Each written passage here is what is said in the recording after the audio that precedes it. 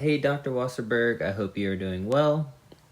Today I'm going to be talking about authentic assessment, obviously, and specifically dealing with performance, which took place in the way of a coffee chat.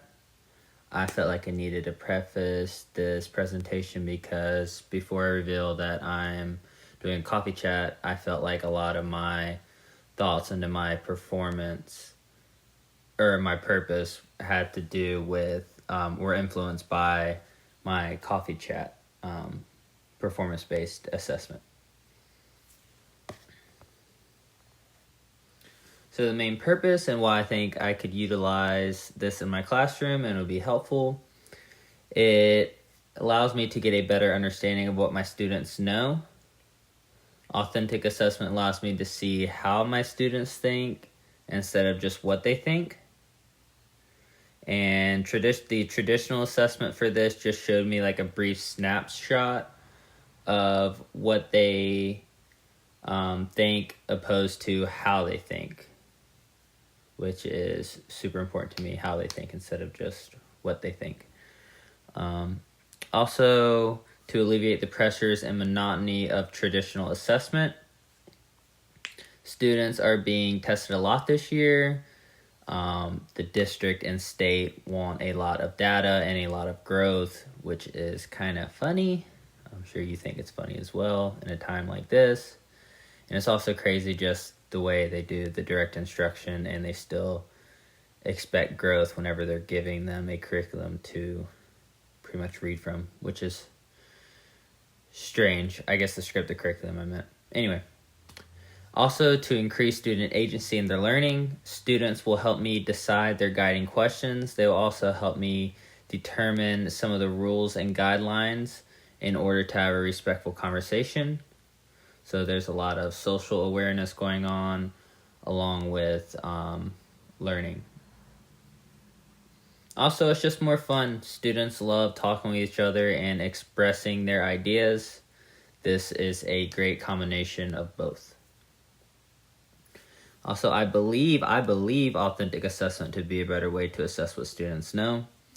And I believe that this shows me more of what students know than traditional assessment. Though I would probably like to pair a traditional assessment with this so they can eventually get their thoughts on paper. But I think this is a great way to improve their thinking before a writing assignment of this nature.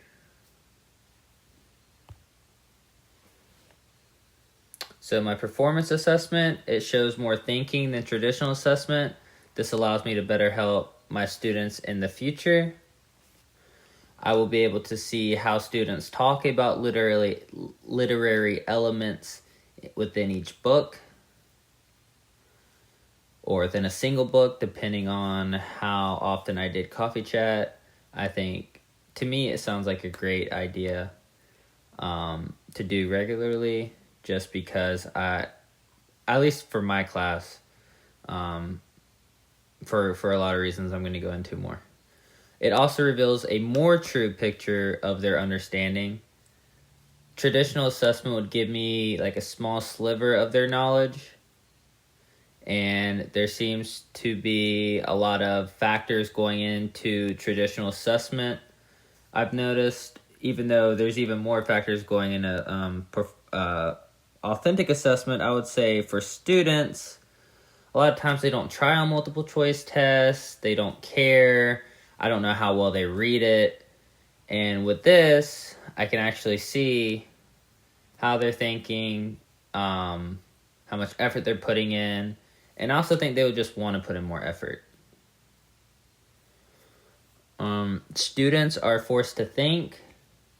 For me, I often find some of my best thoughts through conversation, and that just comes from me trying to honestly impress the other person.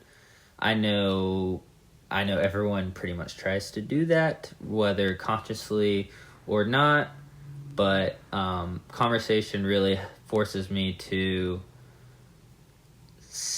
come up with my best thoughts in the moment. And yeah, I think there's a lot of benefit to conversation.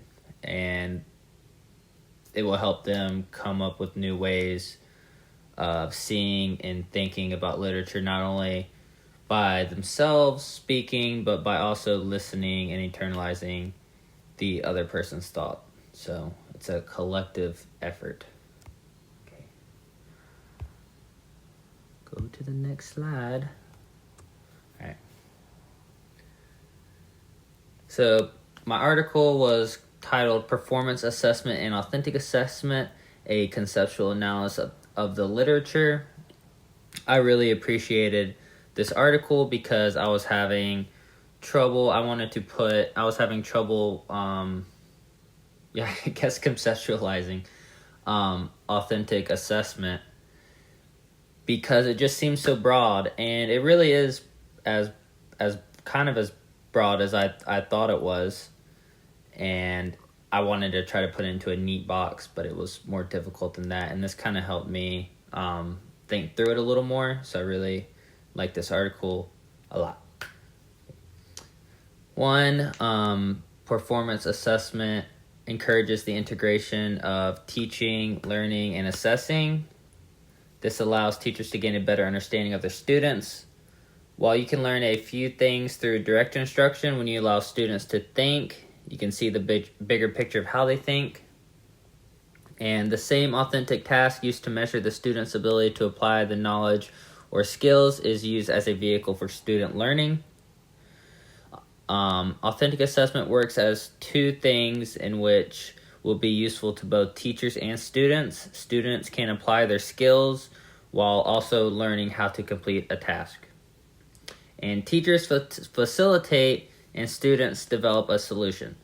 So in this case, I would facilitate maybe the guiding questions, and students would develop their own thoughts towards the literature. So students feel like they're thinking and working for themselves instead of teachers. Instead of them feeling like they're working for us always to like complete another multiple choice test, which they have no interest in doing. Okay.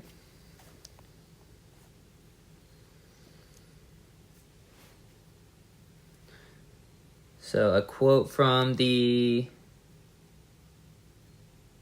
Oh, I hope I have internet still. Okay, I think this is still recording. Sorry, something popped. I'm sure you can see it on the bottom. I think that's just something with Google Slides. Anyway, sorry. A quote from my article was, two main issues are of interest here: what it is that is supposed to be real or true, and what it is that is supposed to be true too. That was dealing with authentic assessment, and parsing that out are the cognitive process and products. They are involved in acts that are important in adult life beyond school. It is very important that students are able to express their ideas and their emotions. Also, the conditions are likely to be the same in real life. Students will they will be put into situations where they will need to be able to verbally express their ideas. And in this situation, they will just need to have their favorite book and their thoughts along to go with it. Also, the figurative context, they need to become thinkers that are able to verbally express ideas. There will always be need for students to participate in conversation with whomever it may be. Okay. Hope this isn't taking too long. My last presentation was way too long. Okay. Coffee talk. So students will take place in engagement, real life engagement with colleagues that involves critical thinking in real time. And in the future, students will be asked to express themselves on any certain topic at any given moment, whether it be school or work. Also, my students, it also is relevant and caters to my students' interests. My students love talking with each other and relaying ideas. I think students would find this activity very fun, and I would also be able to frame it as something that is casual and that would relax them and allow them to do their best thinking, because it's very hard to think under pressure. And they don't really want to be pressured either. They're like 9 years old. Also, critical thinking. They will need to be able to think about the book. They need to be able to think about what's going on within the book. And they will need to be able to tie literary elements with their own thoughts, and they will need to be able to relay that information in a coherent way to the person they are talking to, even though that was almost a very incoherent sentence or two there. Sorry.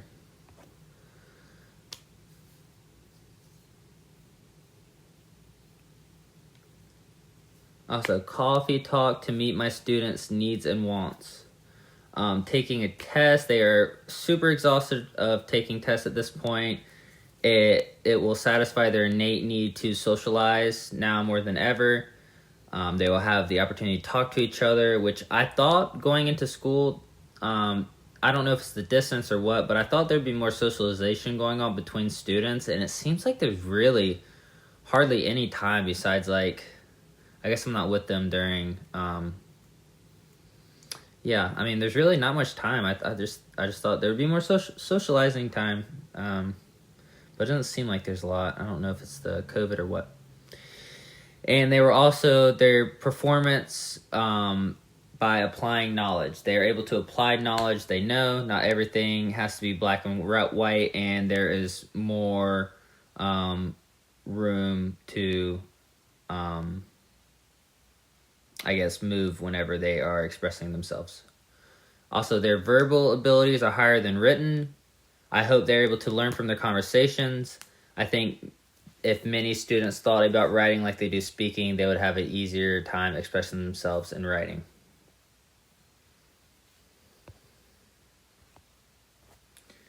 How I would manage coffee talk.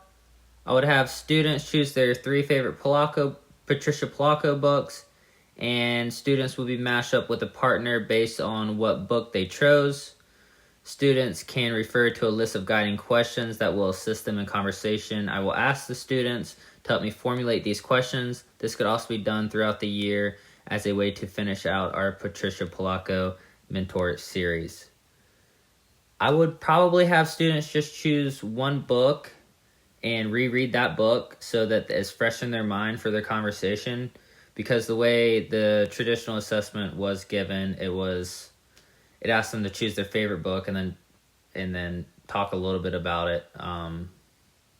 But they haven't read their favorite Patricia Polacco books in a while, so it was very difficult for them and a little bit too broad, I think. So this is what the traditional assessment looked like. It asked, you can see what it asked.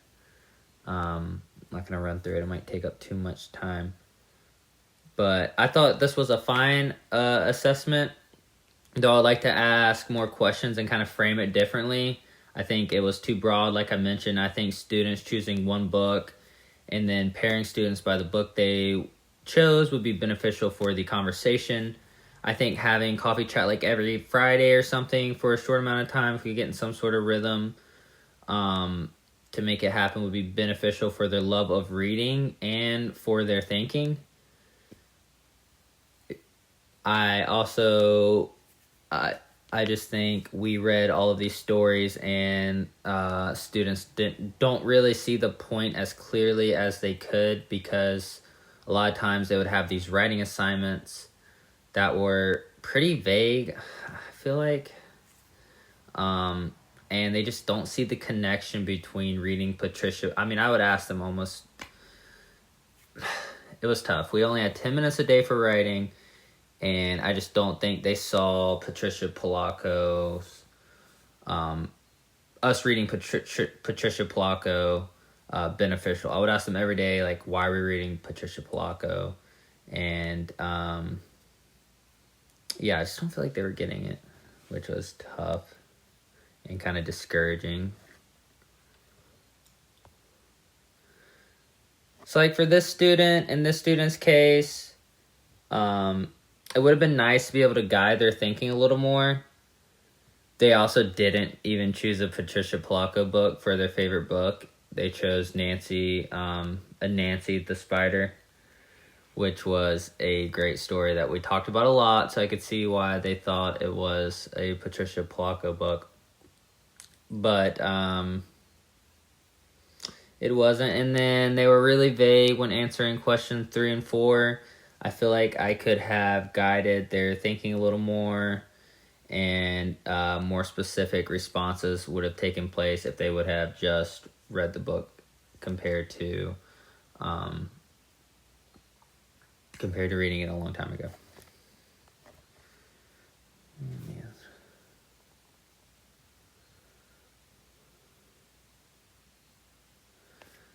This student, they didn't really elaborate too much.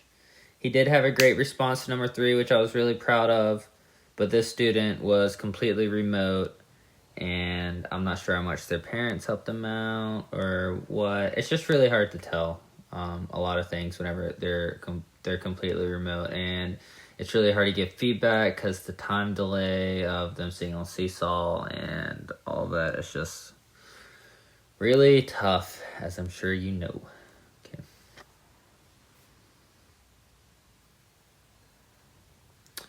So the hypothetical coffee talk benefits would be to increase in interest, engagement, and critical thinking. Students will show an increase in everything it takes to make a good student or thinker. My students love talking to each other, like I've mentioned before. It's a great way to exploit their love of conversation, and they will need to be able to converse respectfully and tactfully in the real world, which this does. And they will also, writing and talking about writing has been put on the back burner this year, and we have 10 minutes of writing per day. So